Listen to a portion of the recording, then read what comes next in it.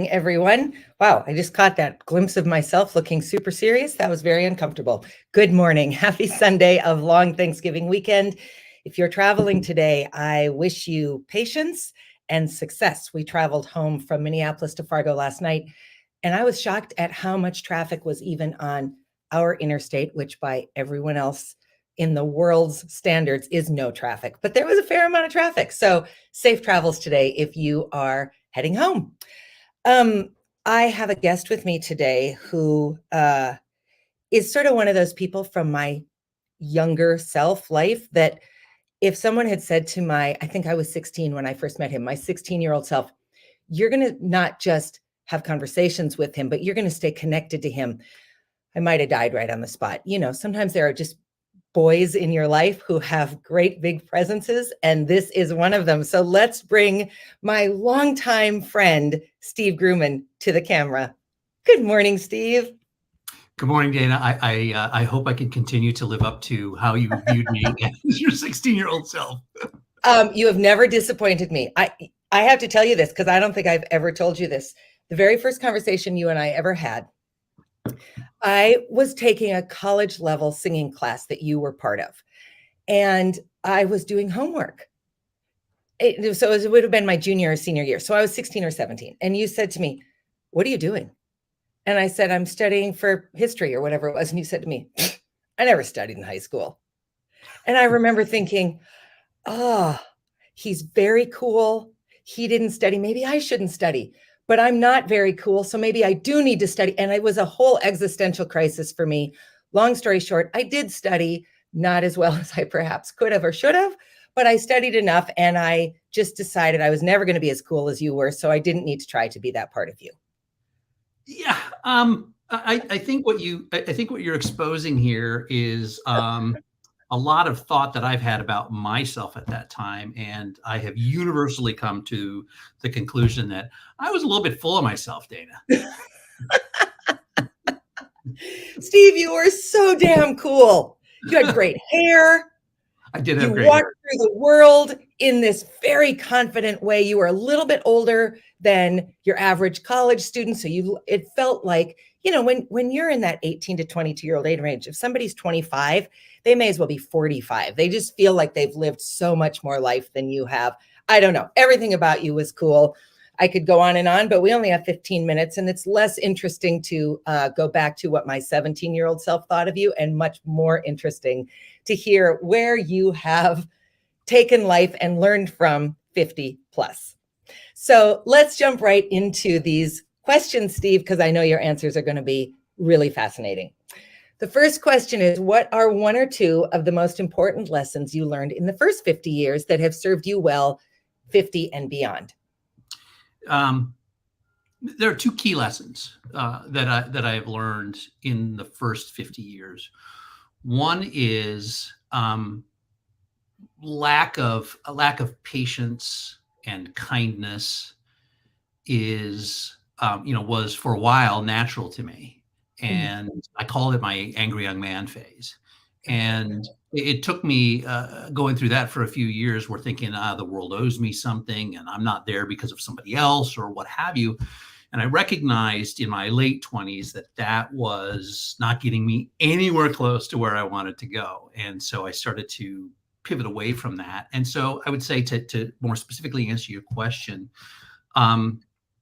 the idea of having some degree of patience toward everybody that you encounter in life is really an important tool for even moment to moment fulfillment.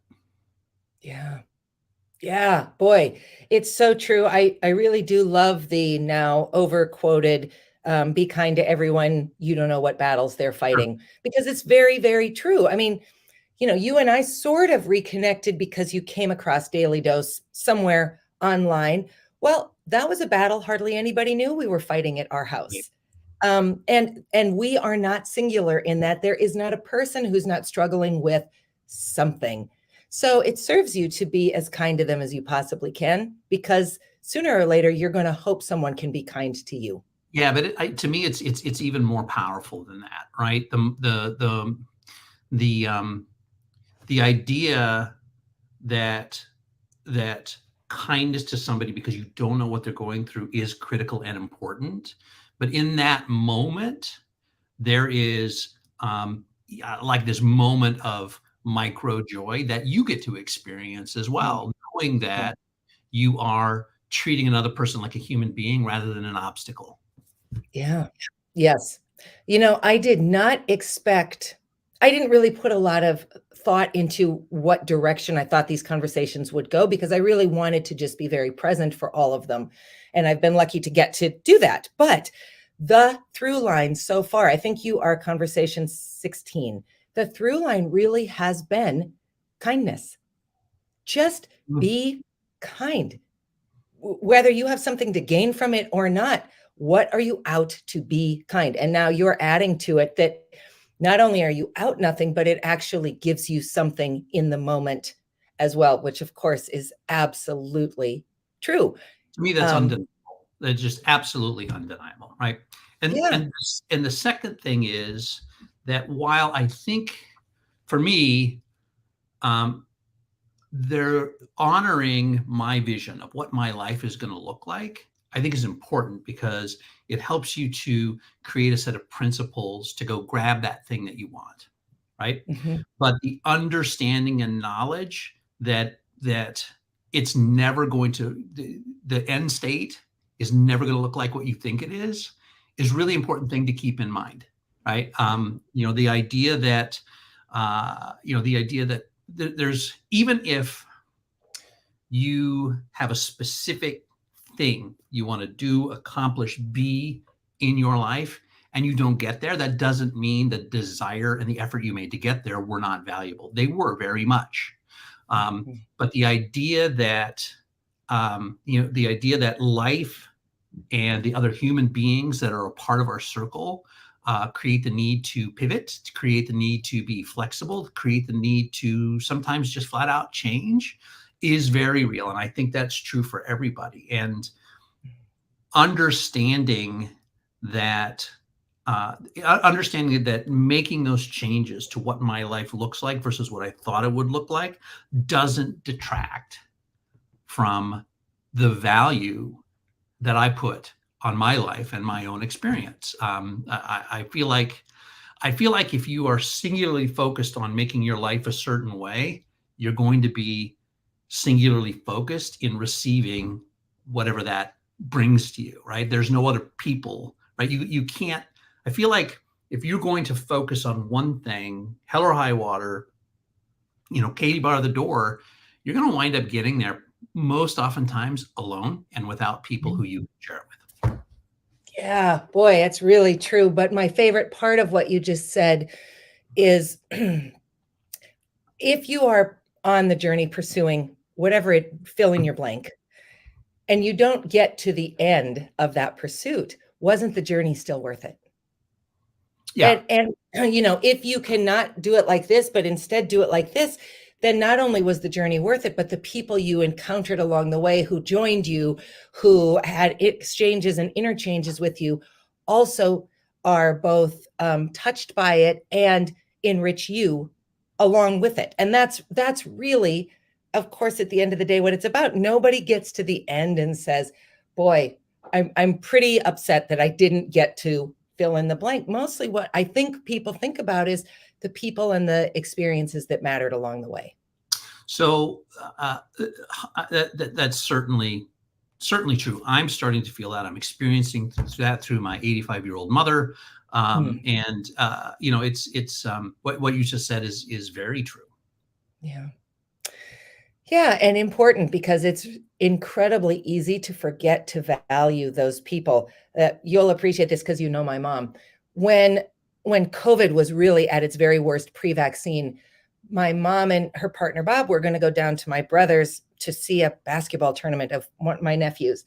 And I said to my mom, you absolutely cannot go to that tournament because I can't have Bob get COVID and die. And okay, so then about a week later, she said to me, I think it's really funny that you only commented on Bob getting COVID and dying. And I said to her, well, it's because I can't conceive of any facet in my world where you aren't here. So it's not even a thing I can imagine, in spite of the fact that millions of people died of COVID and whatever.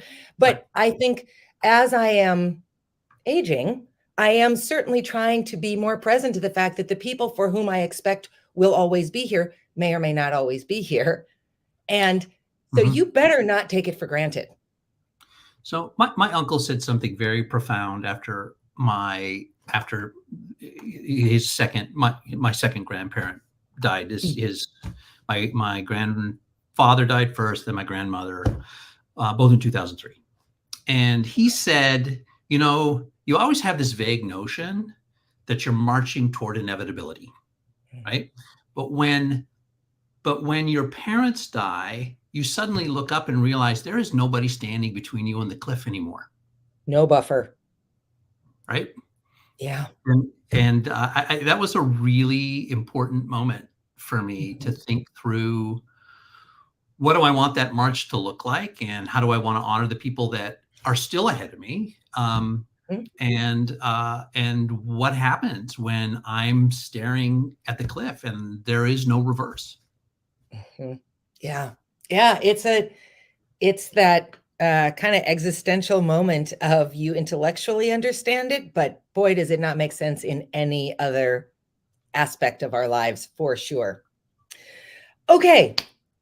What do you know now, Steve, that you wish you could go back and tell your younger self, and put younger wherever you want on your continuum?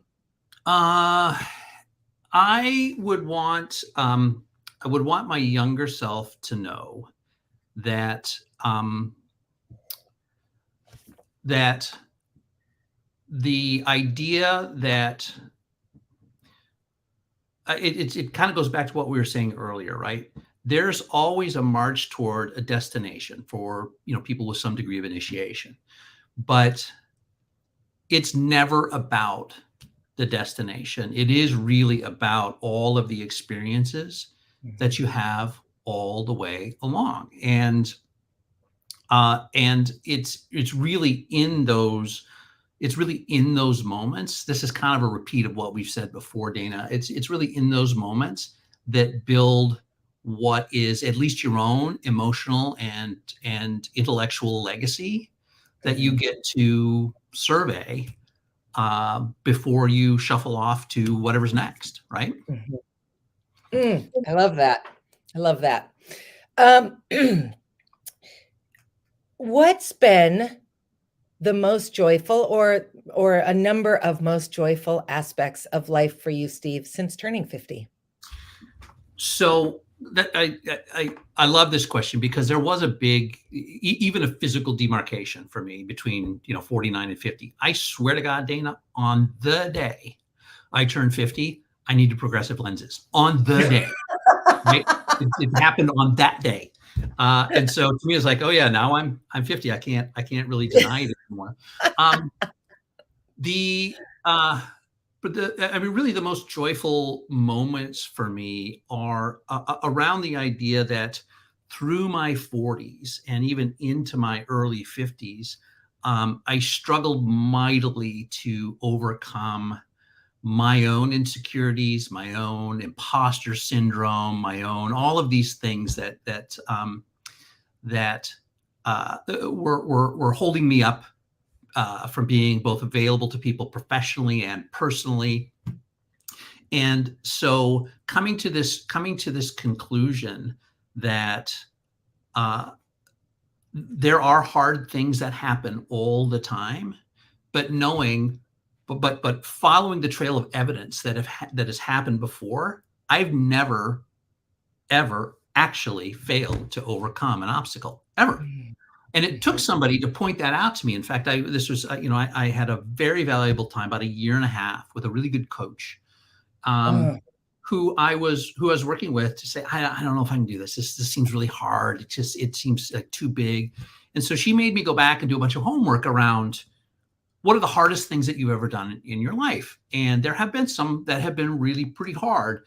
And I wrote out what they were, how difficult they were, why they were difficult, and the things that I did to overcome them. And And so when I submitted them to them, we went through them to say, what about this evidence keeps you from believing that anything that you try, you can't figure out anything, Steve? Mm. And as a result of that, I feel, I mean, my life isn't getting any easier, Dana. And I don't think You know, anybody's it's easier. I think incrementally it gets more challenging year after year after year. But I have a calmness and a peace in my 50s that I did not have in my 40s or my 30s or even my 20s. Now, I don't really think you're supposed to when you're in your 20s.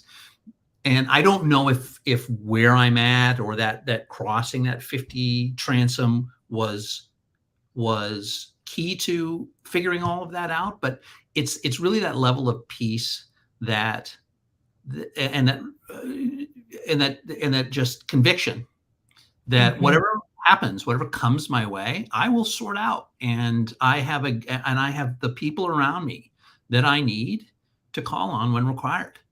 That's a really, really big deal for me. I think that's a really big deal, full stop. That recognition that everybody's been through hard stuff.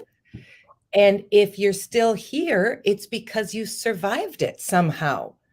You walked through it, you walked around it, you got over it, whatever preposition you want to use, you did it. And you maybe didn't always do it gracefully, and you maybe wish you could go back and change some aspects of it, but you did do it. So all evidence to the contrary, you're probably not going to fail this time. And that's really, really important, because I think we sort of have short-term memory about our own ability to survive. And every new problem feels like, well, this is the worst. I'm sure other stuff's been bad, but nothing's been this bad. That's probably not true. It's definitely not true, right? You're right. Your crisis, your ability to perceive and consume crisis in front of you makes you, it's like, blood flow to vital organs. All I can do is focus on this crisis right now, rather than stop, take a beat, breathe, and figure out, oh, I've done something like this before. And even if how you deal with it is different from time to time, the fact that you did deal with it, the fact that you did have the wits, the resources, the people around you, the patience to do it, means everything. I feel like, that is a really, that level of calmness to me about being older, despite the fact that age-related things are happening, gray beard, larger forehead, progressive lenses, etc., are telling me that I am getting older and getting harder. There is a piece to this life that was hard fought and hard won, and that's the part I grab onto all the time. Well, I will say, Steve, I adored you when we were young, because you just were like a rock star in my life to me. But I have so appreciated getting to know you at this stage of our lives, connecting with you, knowing you a little bit better, understanding that what I was really drawn to then was not the hair and the cool swagger and everything about you. What I was drawn to is what is core to you, which is your kindness and your integrity. And that is just more and more apparent to me every time we talk. So thank you for sharing today with me and with my audience, and for giving us such great stuff to think about. You're more than welcome. And, it's been a pleasure watching you to rise to really remarkable heights, Dana. And I'm looking forward to continuing our friendship.